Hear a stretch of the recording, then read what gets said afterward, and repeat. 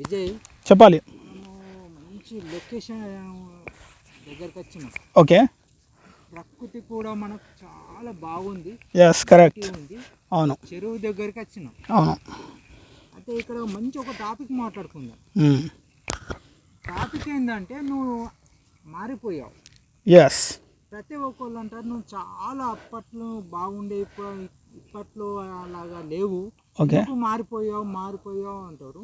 అవును. మారిపోవడానికి గల కారణాలు ఏమన్నా ఉంటాయా? బలమైన కారణాలు అంటే నీ యొక్క నాకు తెలుసు ఈ రోజుల్లో ఎలా మారిపోతుండ్రు, ఎందుకు మారిపోతుండ్రు నాకు తెలుసు. ఓకే, కాకపోతే నువ్వు చెప్తే కొందరికి అర్థమవుతుందని నీ నోటి ద్వారా విందామని నేను అడుగుతున్నాను క్వశ్చన్. Right, super. చెప్పేది 10 మంది వినాలి. 10 మంది మస్తు మంది వింటారు. చెప్తామంటే ఎవరు హట్టు కాకుండా, ఎవరికి బాధ కాకుండా వాళ్ళకు తెలియాలి. ఓకే, అలా ఇలా మారిపోతుండ్రా అసలు అన్నట్టు. మరి చెప్తున్నా, ఎవరు హట్టు కావద్దు, బాధపడద్దు. Okay, right. ఓకేనా? చెప్తా ఇప్పుడు ఇక క్లియర్గా విను. అడిగిన క్వశ్చన్కు విజయ్ సమాధానం ఇచ్చింది. Right, super. ఇప్పుడు నేను మాట్లాడతా. రైట్, ఇప్పుడు మాట్లాడతా. ఫస్ట్ పాయింట్ ఏంటంటే మనిషి మారుతాడు. మారడానికి రకరకాల కారణాలు ఉంటాయి, రకరకాల పరిస్థితులు ఉంటాయి. ఇప్పుడు చాలామంది ఊరికనే మారిపోరు. వట్టిగా మనిషి అనేవాడు మారిపోడు. తన యొక్క పరిస్థితులు తనని మార్చే విధంగా కొన్ని పరిస్థితులు రావచ్చు, లేదంటే కొంతమంది మనుషుల వలన మనిషి మారచ్చు, లేదంటే కొన్ని గాయాల వల్ల మనిషి మారచ్చు. ఏదో ఒక మార్పు అనేది మనిషికి ఏదో ఒక పరిస్థితిలో ఖచ్చితంగా ఆ సందర్భం ఎదురవుతూ ఉంటుంది. అప్పుడు ఖచ్చితంగా మనిషి మారాలి.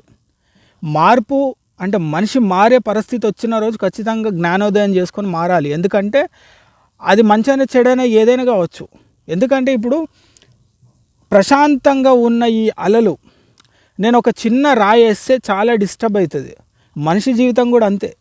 ప్రశాంతంగా తన యొక్క జీవితం ప్రశాంతంగా వెళ్ళే ప్రయాణంలో ఎన్నో ఆటంకాలు, ఎన్నో ఆశ్చర్యమైన పనులు, ఎంతోమంది మనుషుల యొక్క చేదు మాటలు, తెలిసి తెలియని మనుషుల యొక్క వెన్నుపోట్లు, ఇవన్నీ మనిషిని కుంగదీసే పరిస్థితి క్రియేట్ అవుతుంది.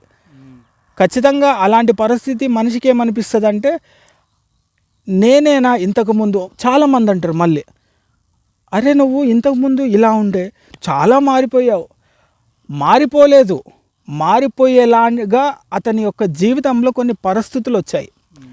పరిస్థితులు కావచ్చు, మనుషులు కావచ్చు.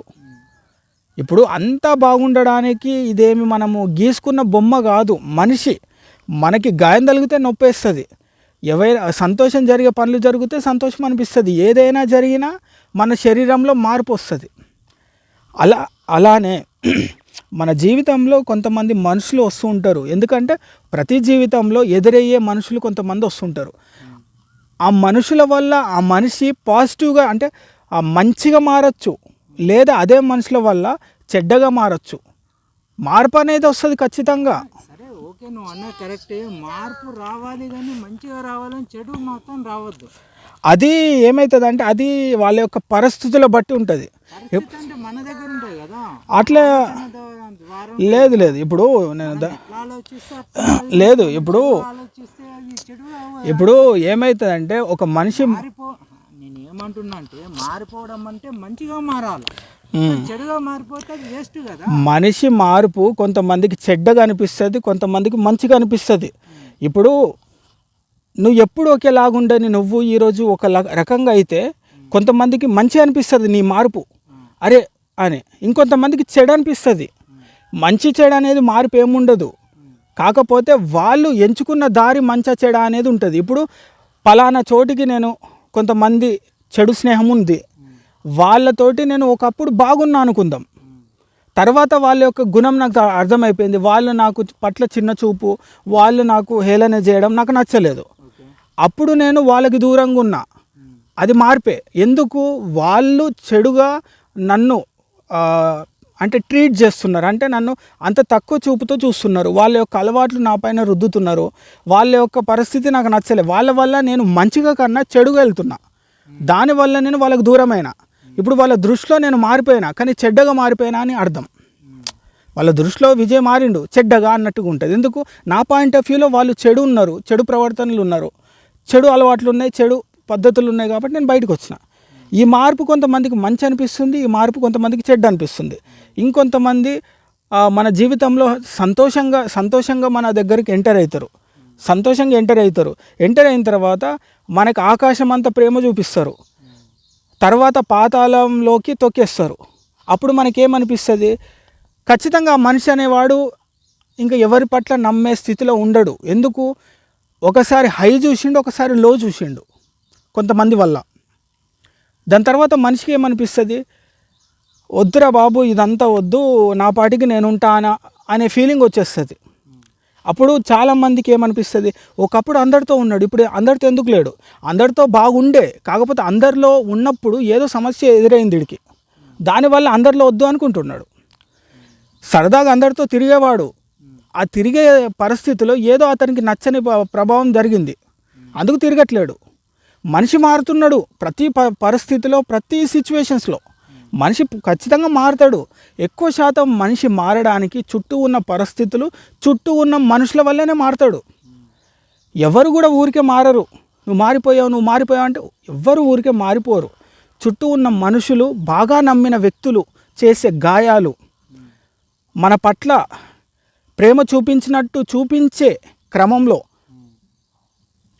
మన పట్ల విషాన్ని చల్లుతారు. అలాంటి వాళ్ళు, మనం బాగా నమ్మిన వ్యక్తే మనల్ని వెన్నుపోటు పొడిచినప్పుడు, మనతో మంచిగున్న వ్యక్తి మనం లేనప్పుడు మన గురించి వేరే వాళ్ళకి చెడుగా చెప్పే పరిస్థితులు, ఇవన్నీ మనిషి యొక్క మార్పుకి కారణం. ఎందుకంటే మనిషి ఊరికే మారాలనుకోడు, ఇవన్నీ విరక్తి చెందుతుంది.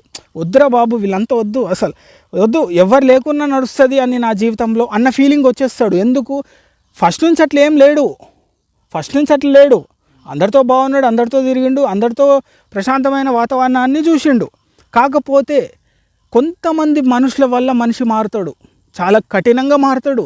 మనిషి కఠినంగా మారడానికి కొంతమంది కారణం ఉంటారు. ఎందుకు, నమ్మిన వ్యక్తులే ఉంటారు నాకు తెలిసి ఎక్కువ శాతం. ఎందుకంటే బయట వ్యక్తుల గురించి మనం ఎక్కువ ఆలోచించాం కాబట్టి వాళ్ళ వల్ల మనం మారే అవకాశాలు లేవు. మనం బాగా నమ్ముతాం, వాళ్ళు కోలుకోలేని దెబ్బతీసినప్పుడే మన యొక్క ఆలోచన మారుతుంది. మన యొక్క మనసులో కొన్ని విషయాలు ఆలోచనగా మారేలా చేస్తాయి. మనం వేసే ప్రతి అడుగు కొత్తగా మారుతుంది. ఖచ్చితంగా మనిషి అనేవాడు కొత్తగా మారాల్సి వస్తుంది. అంటే అర్థం చేసుకోవాలి. ఇప్పుడు ప్రతిరోజు కొత్తగా నువ్వు మారు, కొత్తగా నిన్ను నువ్వు తయారు చేసుకో, కొత్తగా నువ్వు ప్రపంచానికి పరిచయం చేసుకో. ఈ చుట్టూ ఉన్న మనుషుల వల్ల నీ యొక్క మార్పుని మాయం చేసేయి.